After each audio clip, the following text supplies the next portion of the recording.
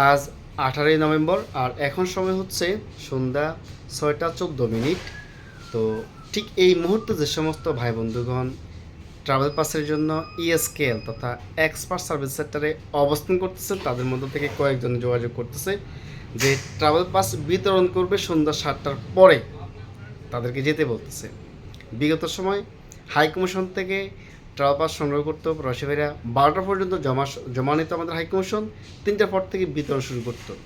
আর আমরা খুবই আধুনিকভাবে সুন্দরভাবে আরও সঠিক সহজ সমাধানের জন্য আমরা ইএসকেএলে গিয়ে আমাদের সার্ভিসটিও আমরা থার্ড পার্টির হাতে হস্তান্তর করছি। তো সেক্ষেত্রে কী হচ্ছে ওইখানে যে আপনারা ইতিমধ্যে অনেকগুলো ভিডিও দেখতেছেন, প্রবাসীদের গায়ে হাত দিচ্ছে, দুর্ব্যবহার করতেছে, প্রবাসীদের 3 দিন ধরে রাস্তায় শুয়ে আছে।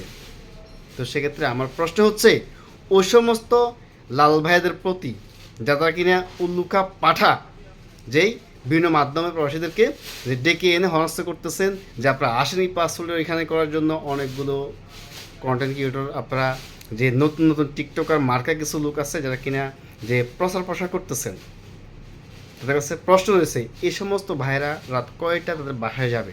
যারা কিনা জহুরবাড়ু, পিনাং, মালাক্কা, নেগারি, সেম্বিলান, সারাম্বান থেকে এসেছেন তাদের কী হবে? ইএসকেল থেকে পাস করতে আমাদের বিন্দুমাত্র আপত্তি নেই, আমার ব্যক্তিগতভাবে কোনো প্রকার আপত্তি নেই।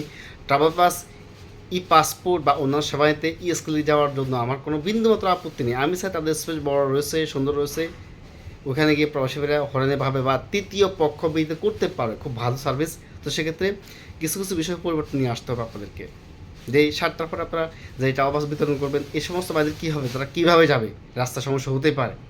এবং যেই পাসপোর্টের বিষয়টা, নামের পরিবর্তন, যাদের কিনা বর্তমান পাসপোর্টের সাথে ভোটার আইডি কার্ড জমা নিবন্ধন মিল নেই, তারা কবে ভিসা করবে বা কবে তারা কীভাবে কী করতে হবে, সঠিক সমাধান করতে হবে আপনাদেরকে প্রথমত। এবং হুট করে আপনারা এমআরপি বন্ধ করে দেবেন যে সমস্ত 26,000 পাসপোর্ট বর্তমানে পেন্ডিং রয়েছে, তা ওই সমস্ত পাসপোর্ট কী হবে? অবশ্যই একটি সুনির্দিষ্ট দিনক্ষণ দেখে কিন্তু আপনাদেরকে ডিক্লেয়ার দেওয়ার প্রয়োজন ছিল। আর এভাবে বিভিন্ন প্রদেশ থেকে আপনারা প্রবাসীদেরকে ডেকে এনে এখানে 3 দিন ধরে রাস্তায় শুয়ে থাকতে হবে বা হরেনের মধ্যে পড়তে হবে, এমনটা কেন ভাইয়া? তো আমরা আশাবাদী এই সমস্ত বিষয়গুলো আমাদের হাই কমিশন ইএসকেল ভালোভাবে পর্যবেক্ষণ করবে এবং কি সুশৃঙ্খলভাবে সার্ভিস প্রদান করবে, যাতে করে প্রবাসীরা কোনো প্রকার হরেনের মধ্যে না পড়তে হয়। আর লাল ভাইদের উদ্দেশ্য বলতেছি, আপনারা যেমন কি অন্যান্য ভিডিওর সাথে এই সমস্ত ভিডিওগুলো আপনাদের তৈরি করতে হবে এবং আর সুন্দর করতে হবে প্রবাসীদের জীবনযাত্রা। আর কিছু কিছু নতুন নতুন কন্টেন্ট ক্রিয়েটর রয়েছেন যারা কিনা অফিস করতেছেন শুধুমাত্র ক্যারাম বোর্ড খেলার জন্য, তাদের উদ্দেশ্য বলতেছি আপনারা সমস্ত দিক একটু ভালোভাবে খতিয়ে দেখবেন। যে অনেকেই রয়েছে মালয়েশিয়াতে আমরা দেখতেছি সুন্দরভাবে মুখোশের ভিতরে অনেক কিছু করতেছেন। তো সেক্ষেত্রে ক্রমাগতভাবে কিন্তু আপনাদেরকেও প্রবাসীরা উন্মোচন করবে, একটু সময় ব্যাপার মাত্র। তো সেক্ষেত্রে প্রবাসীদের পক্ষে থাকবেন, পাশে থাকবেন ইনশাল্লাহ। আপনাকেও প্রবাসী ভাইরা সাপোর্ট করবে যে আপনার পাশেও প্রবাসী ভাইরা থাকবে। ধন্যবাদ, সালাম আলাইকুম।